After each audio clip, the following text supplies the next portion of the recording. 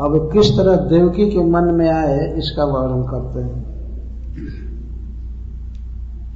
ततो जगन मंगलमच्युतांसं समाहितं सूरसुतेन देवी दधार सर्वात्मकमात्मभूतं काष्ठा जथानंदकरं मनस्तः।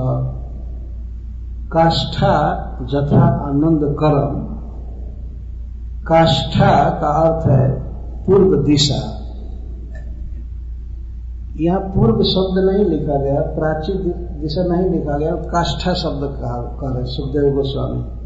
काष्ठा का अर्थ है प्राची काष्ठा। प्राची दिशा जैसे आनंदकर को धारण करती है, वैसे देवकी ने कृष्ण को धारण किया अपने मन में, मनस्थ मन से। वसुदेव जी ने अपने मन से भगवान श्री कृष्ण को, उनके श्री विग्रह को देवकी के मन में दिया और देवकी ने मनस्थ मन से उसे धारण किया। जैसे काष्ठा प्राची दिशा आनंद करम,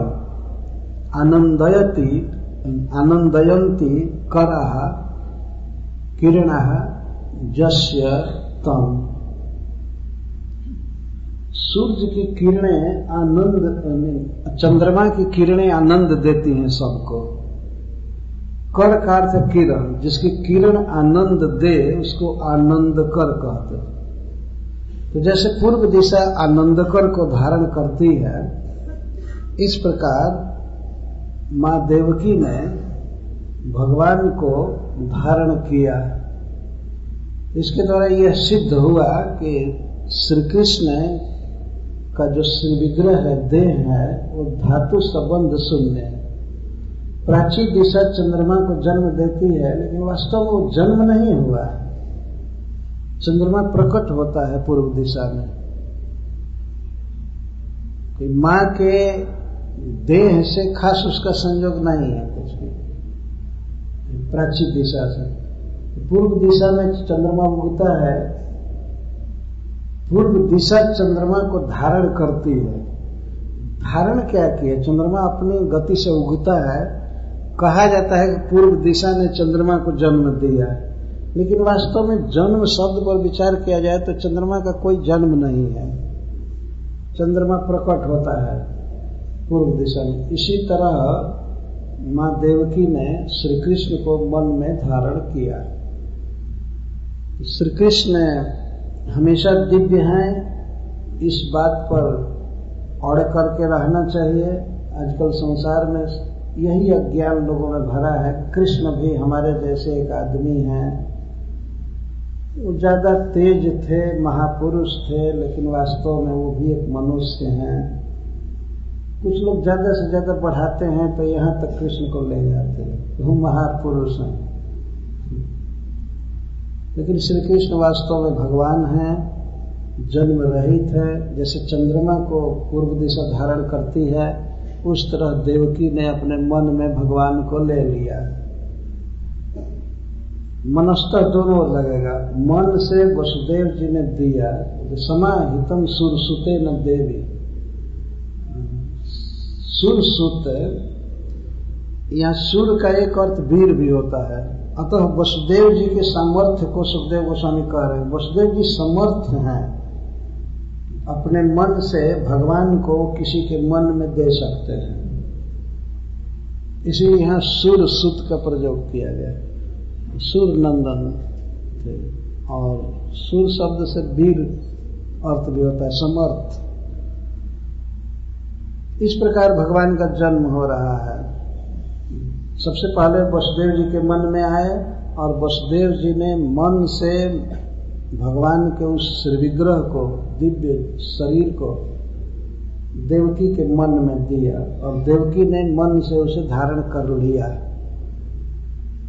हमेशा सावधान रहना चाहिए कि यह कोई चिंतन प्रक्रिया से नहीं हो रहा है, वास्तव में भगवान को दिया जा रहा है और लिया जा रहा है। इसको वेद दीक्षा कहते हैं।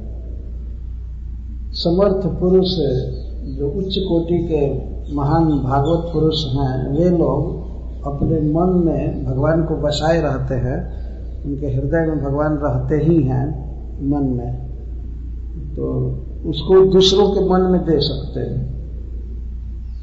वसुदेव जी तो साक्षात, इनको महाभागवत क्या कहें, भगवान के बाप ही हैं, तो अब इनके लिए क्या असंभव है। कहा जाता है किसी बात को करने के लिए कहते अरे उसका बाप करेगा, ये करेगा, वो करेगा, तो भगवान का बाप क्यों समर्थ है ना सब कुछ करने में। भगवान को अपने मन से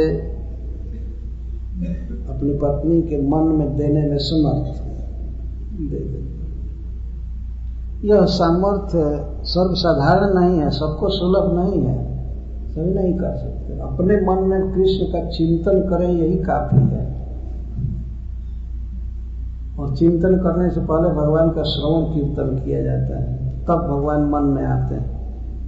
लेकिन वसुदेव जी के मन में तो स्वयं आ गए और देवकी ने धारण किया।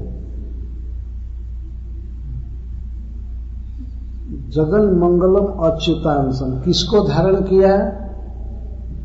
अच्युतांशम, अच्युत अंशम, न च्युता अंशा मत्स्यादि रूपा यस्मिन तम। भगवान श्री कृष्ण परिपूर्ण भगवान है, तो अच्युत अंश का यह अर्थ हुआ जिसमें, अर्थात भगवान श्री कृष्ण में कोई भी अंश च्युत नहीं था, ऐसा कोई भी अंश नहीं था जो उसमें न हो। भगवान श्री राम, श्री नृसिंह देव, मत्स्य भगवान, कूर्म आदि सभी जो भी भगवान के अंश हैं सब उनके साथ थे, उनको अच्युत अंश कहते थे।